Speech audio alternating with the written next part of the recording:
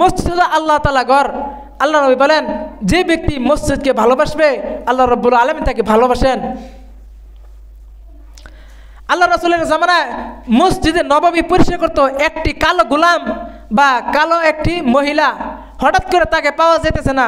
আল্লাহ রাসূল বলেন, ওই যে ব্যক্তি আসিল কালো গোলাম বা কালো মেয়েটি, সে কোথায়? পাওয়া যাইতেছে না। তো সাহাবায়ে কেরাম বলে, ইয়া রাসূলুল্লাহ, সে তো মারা গেছে। রাসূলুল্লাহ বলেন, ফাজান তুমুনি, তোমরা আমাকে সংবাদ দিলে না এই ব্যক্তি মারা গেল, তোমরা তাকে কবর দিয়ে ফেললা, তোমরা আমাকে একটু খবর দিলে না। এই হাদিস থেকে দুইটা বিষয় বের হয়। একটা বিষয় হচ্ছে যে কালো ব্যক্তি ঝাড়ু দিছে, কোনো দাম দেয় নাই, তাকে আল্লাহ রাসূলকে না জানাইয়াই কবর দিয়ে ফেলছে। দ্বিতীয় একটা মাসআলা বের হয় যে আল্লাহ রাসূল যে মসজিদ ঝাড়ু দিছে তাকে বেশি খুব ভালোবাসতেন, বলে সুবহানাল্লাহ। রাসূলুল্লাহ বলেন, তাকে কোথায় কবর দিছ, আমাকে সেই জায়গায় নিয়ে যাও। তখন রাসূলুল্লাহকে সেই জায়গায় নিয়ে যাওয়া হলো।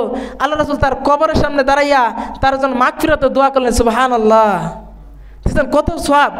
মসজিদ পরিষ্কার করা বিশাল বড় সওয়াব। আল্লাহ রাব্বুল আলামিন হযরত ইব্রাহিম আলাইহিস সালামকে, হযরত ইসমাঈল আলাইহিস সালামকে মসজিদ পরিষ্কার করার আদেশ দিলেন। নবী ইব্রাহিম, নবী ইসমাঈলকে আল্লাহ বললেন, তোমরা ঘর পরিষ্কার করো। আর আজকে আমরা মসজিদ পরিষ্কার করতে চাই না, নিজেকে অবহেলা মনে করি। অথচ দেখেন আল্লাহ রাসূল খোঁজ নিছেন, ওই যে সাহাবী, তাকে তো পাওয়া যেতেছে না, সে কোথায়?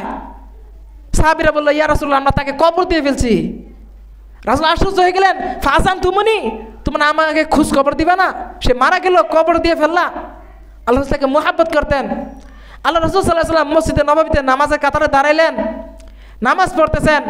হঠাৎ করে সামনের দিকে চোখ গেছে, দেখে যে দেওয়ালের ভিতরে নাকের হিঙ্গাল কি আছে, নাকের নুখাফা, যে আরবি বলে নাকের হিঙ্গাল বেড়ার ভিতরে।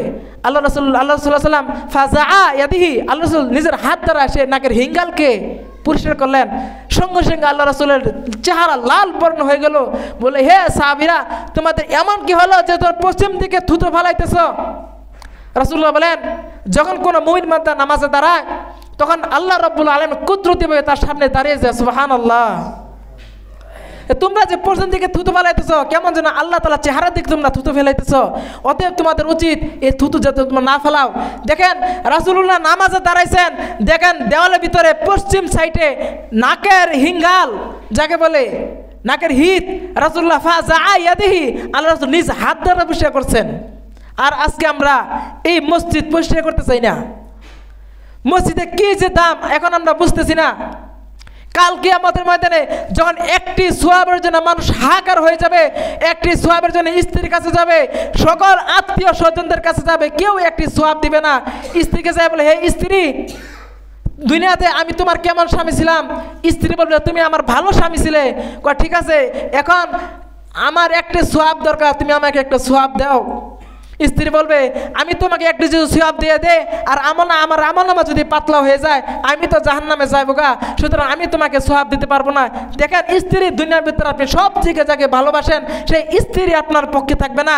যেই মা আপনার, একবার আলোচনা করছিলাম, 57 ডিগ্রি কষ্ট নিয়ে আমাকে দুনিয়ার ভিতরে আনছে, যেই মা, সেই মাকে যদি আপনি যাবেন, মা আমার একটি সোয়াব দরকার, আমার একটি সোয়াব দরকার, যে কারণে আমি জান্নাতে যাইতে পারতেছি না, মা আপনার পক্ষ থেকে, আপনার আমল থেকে আমাকে একটি সোয়াব দেন। তখন মাও বলবো, দুনিয়ার ভিতরে আমার বিয়েই হয় নাই, বলি সুবহানাল্লাহ। দেখেন আশ্চর্যের ব্যাপার, যে জন্মধারণী মা সেও বলবো আমার দুনিয়ার ভিতরে বিবাহ হয় নাই। কেউ কারো পক্ষে থাকবে না কাল কিয়ামতের ময়দানে। আর মসজিদ পরিষ্কার করলে কি পরিমাণ সোয়াব!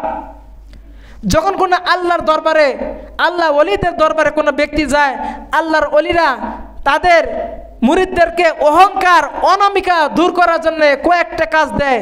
এর মধ্যে একটা কাজ হচ্ছে মসজিদে সামনে জুতা ভাঁজ করা, দ্বিতীয় কাজ মসজিদ পরিষ্কার করা, তৃতীয় কাজ মসজিদের টয়লেট প্রস্রাবখানা পরিষ্কার করা। এগুলো পীর সাহেবরা মুরিদদেরকে কাজ দেয়।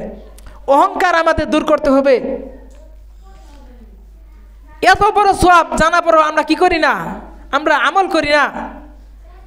কাল কিয়ামতের ময়দানে একটি সওয়াবের জন্য আপনি সারা সময় করবেন, একজন ব্যক্তি আপনাকে সহযোগিতা করবে না।